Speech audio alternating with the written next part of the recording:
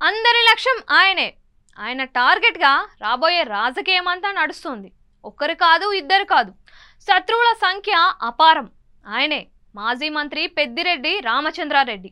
పెద్దిరెడ్డి పని పట్టేందుకు ఇప్పుడు అధికార పార్టీ నేతలంతా కాచుకొని కూర్చున్నారు. ఒక్కరైతే పర్వాలేదు, కానీ కూటమిలోని 3 పార్టీలలో పెద్దిరెడ్డి రామచంద్రారెడ్డికి శత్రువులున్నారు. ఈ ఎన్నికల్లో మరింత పెరిగారు. దీంతో ఆయన లక్ష్యంగా అధికార పార్టీ ఎక్కుపెట్టే అవకాశాలు స్పష్టంగా కనిపిస్తున్నాయి.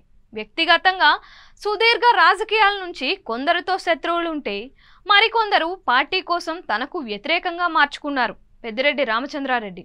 ఇప్పుడు వైఎస్ జగన్ కంటే ముందు ఆయనపై ప్రతీకారం తీర్చుకోవడమే అధికార పార్టీ నేతలకు ఫస్ట్ ప్రయారిటీగా మారింది అన్న కామెంట్స్ బలంగా వినిపిస్తున్నాయి. పెద్దిరెడ్డి రామచంద్రారెడ్డిది తెలుగుదేశం పార్టీ అధినేత చంద్రబాబు నాయుడుతో వైరం ఈనాటిది కాదు. యూనివర్సిటీ రాజకీయాల నుంచి ఇద్దరి మధ్య పొసగదు. ఇద్దరు వేరువేరు పార్టీలో ఉంటూ తమ ఆధిపత్యం కోసం ప్రయత్నించేవారు. ముఖ్యంగా 2019 ఎన్నికల్లో వైసీపీ గెలిచిన తరువాత చంద్రబాబును పెద్దిరెడ్డి రామచంద్రారెడ్డి కావాలని టార్గెట్ చేశారని ఆ పార్టీ నేతలు బహిరంగంగానే చెబుతున్నారు.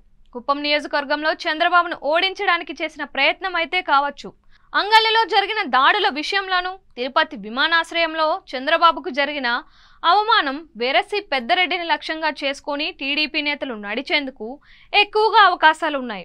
ఆయన ఆర్థిక మూలాలపై కూడా దెబ్బతీసే ఛాన్స్ ఉందని చెబుతున్నారు. ఇక పెద్దిరెడ్డి రామచంద్రారెడ్డికి బీజేపీలో ఉన్న నల్లారి కిరణ్ కుమార్ రెడ్డికి అస్సలు పడదు.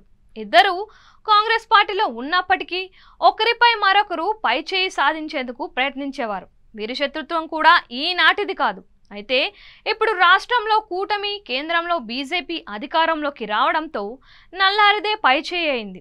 సోదరుడు నల్లారి కిషోర్ కుమార్ రెడ్డి పీలేరు నుంచి విజయం సాధించారు. పీలేరులో కిషోర్ కుమార్ రెడ్డిని ఓడించేందుకు పెద్దిరెడ్డి ప్రయత్నించారని, రాజాంపేటలో మిథున్ రెడ్డి చేతిలో ఓటమి పాలయ్యి అవమానంతో ఉన్నారు అని అంటున్నారు. దీంతో నల్లారి సోదరుల ఫస్ట్ టార్గెట్ పెద్దిరెడ్డి రామచంద్రారెడ్డి కాక మరెవరుంటారు? ఎవరిని అడిగినా అదే చెప్తున్నారు. చిత్తూరు జిల్లాలో తమ కుటుంబాన్ని గత 5 ఏళ్లలో అణిచివేసే ప్రయత్నం చేసిన వైనాన్ని చెబుతున్నారు. నేరుగా నల్లారి కిషోర్ కుమార్ రెడ్డి మీడియా సమావేశం పెట్టి మరీ పెద్దిరెడ్డికి హెచ్చరికలు పంపారంటే ఏ రేంజ్లో కస్తూ ఉన్నారో అర్థమవుతోంది. కూటమిలోనూ మరో పార్టీ జనసేన. పవన్ కళ్యాణ్కు పెద్దిరెడ్డి రామచంద్రారెడ్డికి మధ్య మొన్నటి వరకు రాజకీయ విభేదాలు మాత్రమే ఉన్నాయి, కానీ వ్యక్తిగత ద్వేషాలంటూ ఏమీ లేవు. అయితే పిఠాపురం నియోజకవర్గంలో పవన్ కళ్యాణ్ ఓడించడానికి పెద్దిరెడ్డి మిథున్ రెడ్డి పెద్ద ఎత్తున నిధులు ఖర్చు చేశారని జనసేన నేతలు ఆరోపిస్తున్నారు.